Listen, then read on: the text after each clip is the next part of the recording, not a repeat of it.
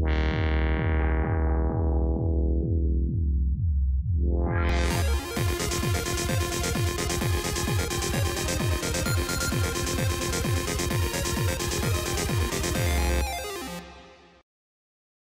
up YouTube, ici Postmortem pour QTM Web. Aujourd'hui, on vous présente le build de Jimmy. Jimmy nous a contacté pour avoir un build essentiellement pour gamer. Donc, c'est un peu dans ce sens-là qu'on a choisi toutes les composantes que vous voyez présentement.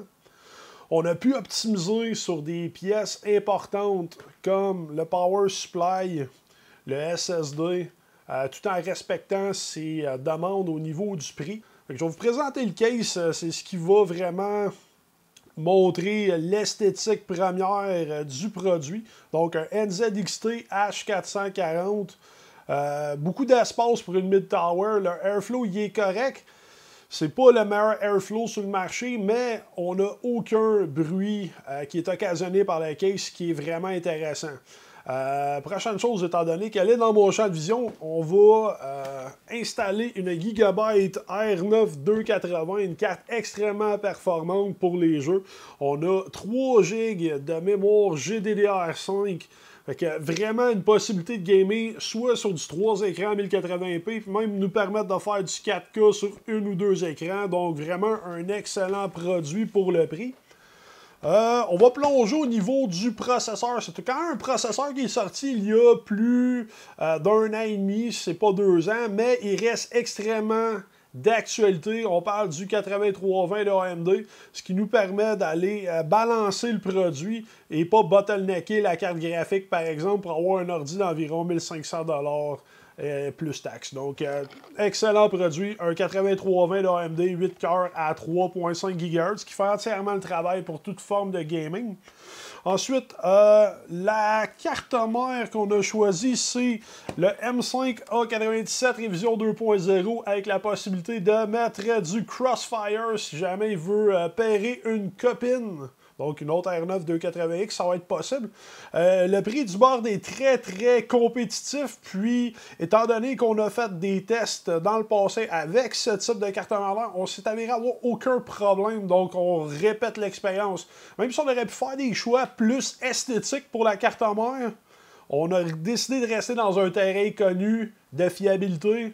Parce qu'on ne veut pas que les clients aient de problèmes rendus chez eux. Parce qu'il y a beaucoup de nos clients qui viennent chercher les produits qui sont de très loin, qui ne sont pas de la ville de Québec, qui veulent avoir vraiment le branding QTM dans leurs produits, puis s'en retourner, par exemple, comme notre client Jimmy qui s'en retourne au Saguenay avec sa tour. Donc, pour ce qui est de la mémoire vive, on a de la G-Skill 2x4 GB à 1600 MHz, de la DDR3. C'est super facile de faire un upgrade pour environ une centaine de dollars, puis avoir son 16 GB de RAM, mais pour ce qu'on fait présentement, j'ai jamais eu d'ordinateur qui a capé en haut de 6 ou 7 GB en gamant ou en utilisant un browser Internet ou n'importe quel programme vidéo. C'est sûr que ça peut améliorer les performances, d'augmenter la mémoire vive, mais pour l'instant, 8 GB, c'est en masse. Donc, on est allé avec l'essentiel. On a choisi un SSD HyperX de Kingston 120 GB parce que c'est en masse pour mettre le système d'exploitation et de 2 à 3 jeux. Donc, pour quelqu'un qui a un budget limité, ça sauve quand même 50 $ entre ça et un 240 GB. Fait qu'on s'est limité à l'essentiel. Ensuite de ça, on a un adapteur sans fil parce qu'il a besoin de bouger son ordinateur dans la maison puis il n'y aura pas nécessairement d'accès direct au routeur en LAN. On a pris une Wireless N600 d'Asus, une carte qui fait entièrement le travail au niveau du sans fil, donc un bon produit. Ça, c'est une des belles pièces qu'on va avoir dans son ordinateur parce que souvent, on pense pas au Power Supply comme une pièce importante de son rig, mais non. C'est très important d'investir sur la qualité de son Power Supply parce que le courant, c'est ça qui va faire fonctionner le produit pendant très longtemps. Donc, si on a un problème au niveau de l'alimentation, on peut brûler des pièces plus rapidement, puis avoir un ordinateur qui dure moins longtemps.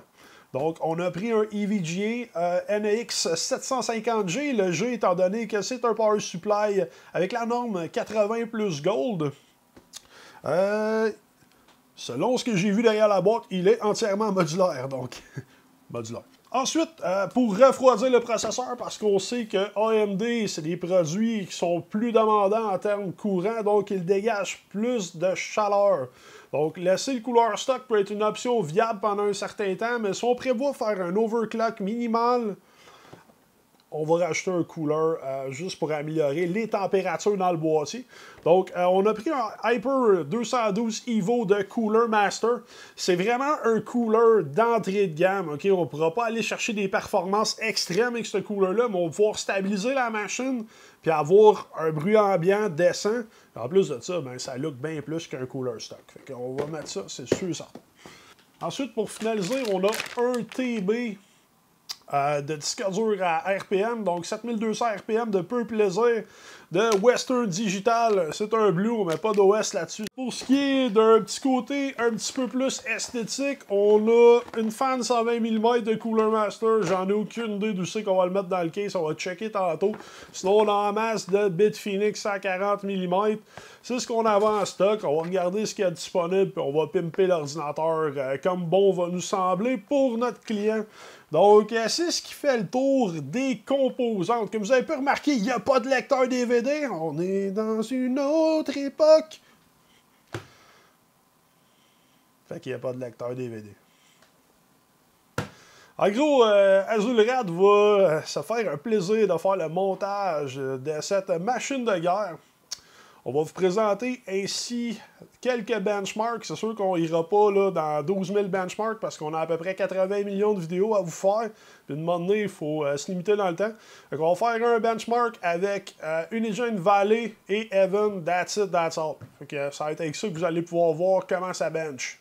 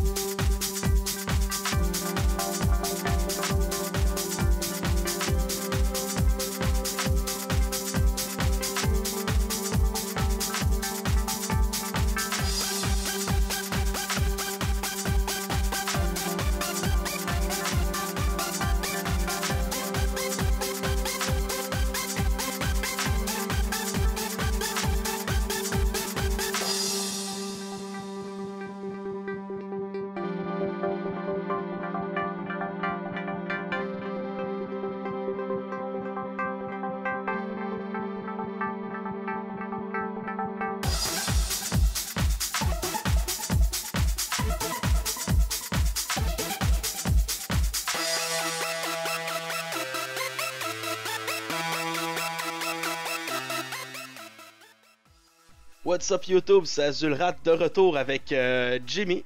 Je vous fais ça très court, c'est très simple. J'ai oublié de faire le outro quand j'avais le beast dans les mains. Fait que là on est live avec Jimmy au Saguenay. Il va nous présenter sa machine, je vais lui demander qu'il nous fasse une petite take de proche avec la cam, ça va être bien simple. Voilà la machine. Donc, on a le beau NZXT.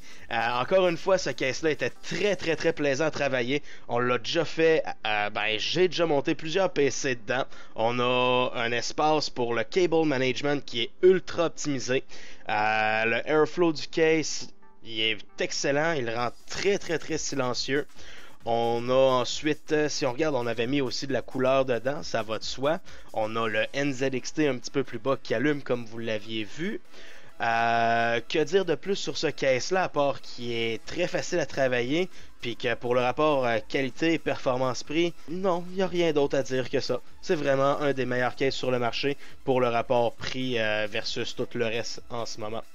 Et si on regarde en arrière un petit peu, on a même des LED pour les connecteurs. Si on fait le petit tour, ouais, on y arrive. Et voilà, et oui, vous avez du backlightning pour vos connecteurs. Fait que si vous aimez ça, toujours être dans le noir, ben vous allez savoir où connecter vos fils quand même. Alors, si vous avez aimé, on subscribe, on fait des commentaires, on en parle à tous, on share nos vidéos, on met des thumbs up. Et puis, ben, nous, ça va nous permettre de vous présenter d'autres contenus et d'aller chercher encore plus d'informations, tout ça pour que vous soyez plus informés. Yeah! C'était Azulrat pour QTM Web.